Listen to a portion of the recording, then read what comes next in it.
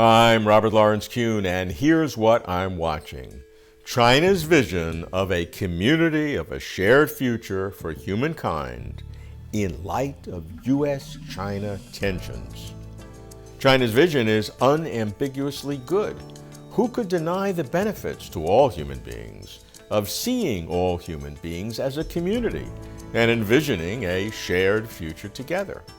But rationality is not the problem here. The problem, in certain quarters, is that the phrase has come to represent China and interpreted by some as symbolizing China seeking to become a dominant power, perhaps the dominant power in the world, and to impose its ways of governance and control on others. Is the problem irresolvable? Consider the recent 75th anniversary of the end of what the West calls World War II and what China calls the Chinese People's War of Resistance against Japanese aggression and the World Anti-Fascist War. Such reflection is especially relevant today because, sadly, the U.S. and China, the world's two largest economies, have moved from collaborators to competitors, with some on each side now calling the U.S. and China adversaries, a descent into a hostile, perilous zero-sum game.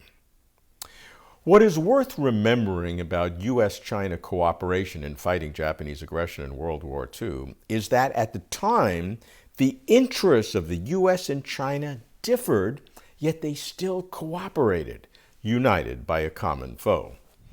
To China, the battle on Chinese soil was existential. Their country invaded, partially occupied, and suffering unspeakable horrors. To the U.S., the battle on Chinese soil was diverting Japanese forces and resources, reducing Japan's capacity to wage war against America and American interests throughout the Pacific theater.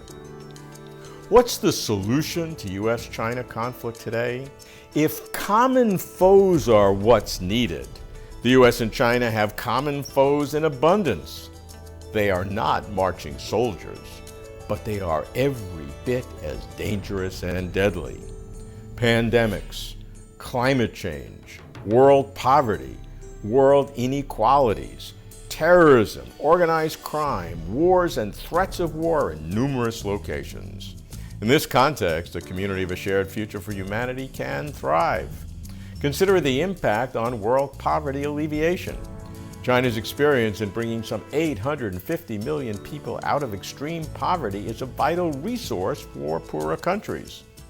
While different conditions and cultures preclude wholesale transfer, China's targeted poverty alleviation success provides a model and a benchmark, standardized criteria, methods, measures, systems, and on-the-ground organization with 5 levels of local government.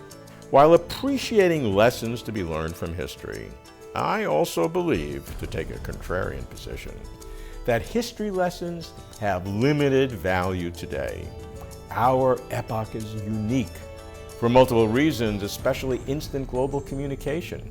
Our geopolitical conditions are sui generis, unique, never before happened, which should give us pause to reflect before we react. The burden is on us, especially U.S. and Chinese leadership, to find the right road on which both great countries and peoples can walk in peace and harmony with honesty, dignity, and mutual respect. For a community of a shared future to truly work for all humanity, U.S.-China cooperation is a necessary condition. I'm keeping watch. I'm Robert Lawrence Kuhn.